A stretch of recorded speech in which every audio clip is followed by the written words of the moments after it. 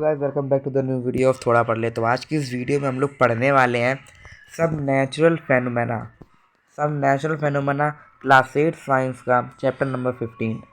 इसके ज़्यादातर फोकस दिया गया है नोट्स पे। अब देखो, पावर पॉइंट के नोट्स बनाता अगर मैं तो आपको उसमें प्रोवाइड करने में बहुत ज़्यादा टाइम लग जाता है और वैसे पे भी टाइम का मैं 2 महीने का टाइम बचा हुआ है सिर्फ। तो इसके लिए मैंने जो कॉपी में नोट्स बनाए हुए हैं उसी की फ़ोटो खींच के पीपीटी में लगा दी है।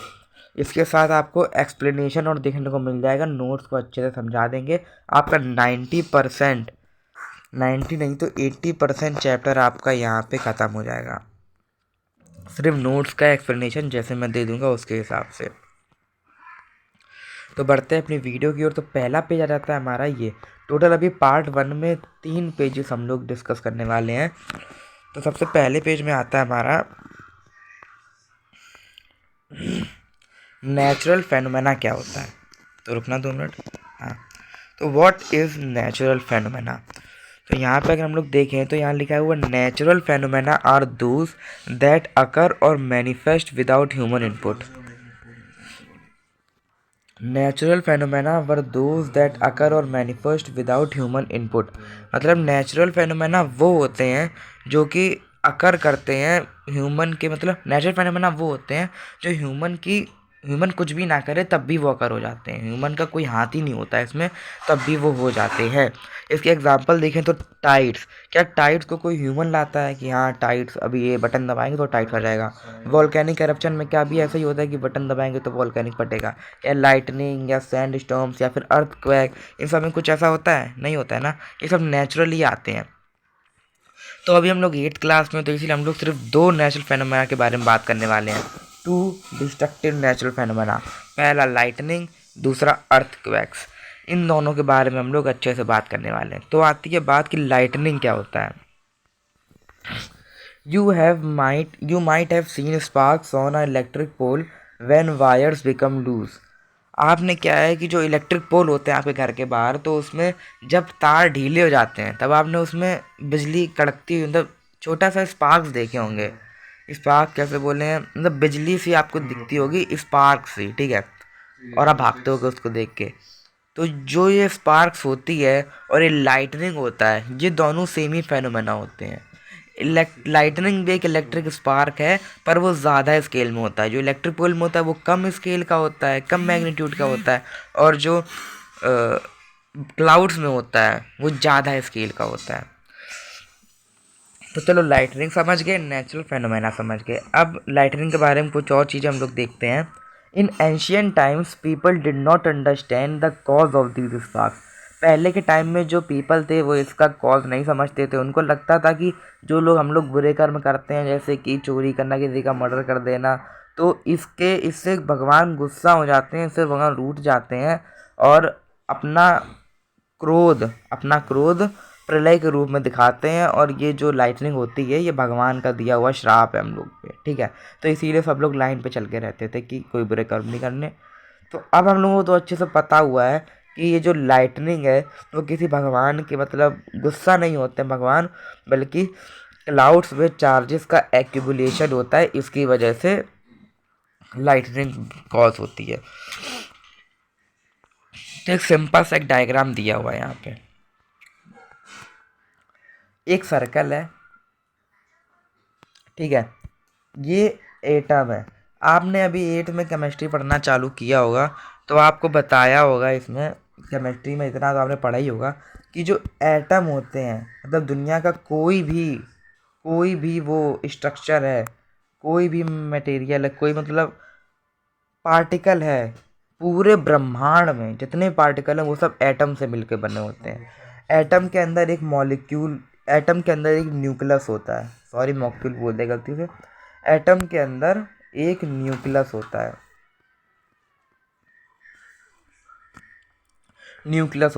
और न्यूक्लियस के अंदर क्या होता है, न्यूक्लियस के अंदर होता है प्रोटॉन और न्यूट्रॉन। और ये न्यूक्लियस के आसपास जो होता है ये रहते हैं इलेक्ट्रॉन्स। को समझ नहीं आ रहा क्या? अभी रुको, अभी अच्छे समझाते हैं। देखो, ये जो अपना बाहर वाला सर्कल है, ये है अपना एटम। और हम लोगों को पता है कि जो एटम होता है, दुनिया के जितने भी पार्टिकल होते हैं वो सब एटम से मिलके बनते हैं। एटम के अंदर एक न्यूक्लियस होता है, ये जो छोटा सर्कल है वो हमारा न्यूक्लियस है। और न्यूक्लियस के अंदर होता है हमारा प्रोटॉन और न्यूट्रॉन, ठीक है। अब जो हमारा प्रोटॉन होता है वो होता है हमारा पॉजिटिव चार्ज होता है प्रोटॉन में, और इलेक्ट्रॉन जो होता है उसमें होता है नेगेटिव चार्ज। अब ये न्यूक्लियस के आस मतलब देखो, एटम के अंदर न्यूक्लियस, न्यूक्लियस के अंदर प्रोटॉन न्यूट्रॉन, और जो न्यूक्लियस के आसपास चीज़ें होती हैं वो होती हैं इलेक्ट्रॉन्स। और जो इलेक्ट्रॉन्स होती हैं वो होती हैं फ्री। अब फ्री मतलब वो पैसों वाला फ्री नहीं, वो कहीं भी जा सकती है, इधर से उधर, उधर से इधर, इधर से उधर, इधर से। प्रोटॉन फिक्स होता है, प्रोटॉन एक ही जगह रहता है, और जो इलेक्ट्रॉन्स होते हैं वो फ्री टू मूव होता है। ये चीज़ मैंने आपको समझाई एक एग्जाम्पल के तरीके, और ये चीज़ बहुत इंपॉर्टेंट है, ठीक है। अब बात करते हैं हमारे, ये पूरा डायग्राम लोगों ने इसी में डिस्कस कर लिया। अब बात करते हैं फंडामेंटल पार्टिकल। तो fundamental particle electron, proton, neutron, एक पे जो के डिस्कस।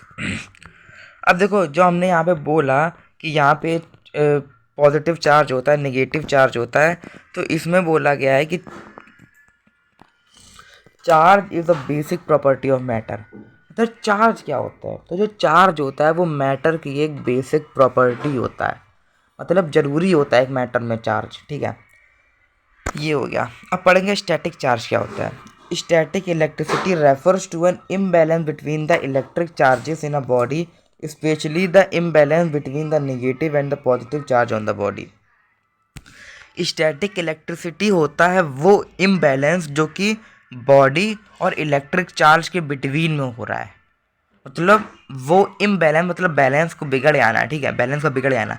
वो इम्बैलेंस जो कि एक बॉडी और इलेक्ट्रिक चार्जेस के बीच में हो रहा है, उसको हम लोग इलेक्ट्रिक स्टैटिक इलेक्ट्रिसिटी बोलते हैं, सॉरी, ठीक है, इलेक्ट्रिक स्टैटिक बोलते, इलेक्ट्रिकल क्या हो रहा है ये, तो वो इम्बैलेंस जो कि इलेक्ट्रिकल चार्जेस और बॉडी के बीच में होता है उसे हम लोग कहते हैं स्टैटिक इलेक्ट्रिसिटी, ठीक है।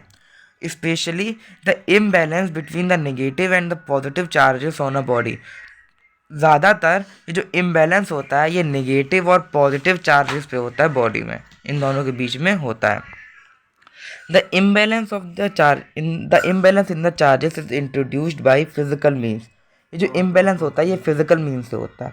One of the most common cause of static electricity is the contact between solid object. ये जो स्टैटिक इलेक्ट्रिसिटी का कॉज है, ये सबसे मोस्ट कॉमन कॉज है कॉन्टैक्ट बिटवीन सॉलिड ऑब्जेक्ट्स के बीच में कॉन्टैक्ट होना, ठीक है।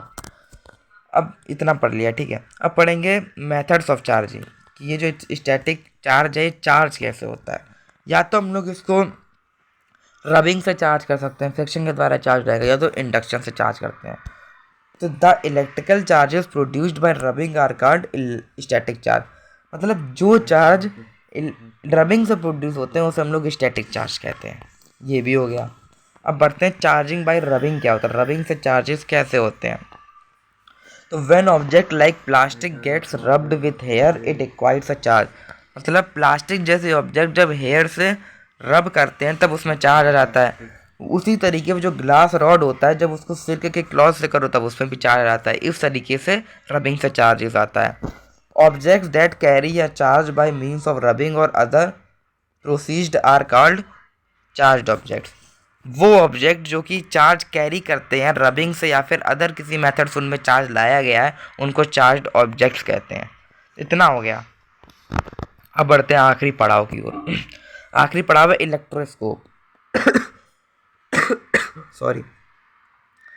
इलेक्ट्रोस्कोप एक वो डिवाइस होता है जिससे कि हम लोग डिटेक्ट कर सकते हैं कि बॉडी में इलेक्ट्रिकल चार्ज है कि नहीं।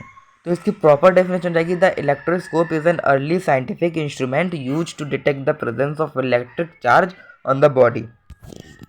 Uses of electroscope. It is used to detect the static charge. The nature of electric charges can be determined using an electroscope. The magnitude of two different charges can be compared using an electroscope. The magnitude of two different charges can be compared using an electroscope. मतलब जो electroscope होता है इससे हम लोग static charge को detect कर सकते हैं।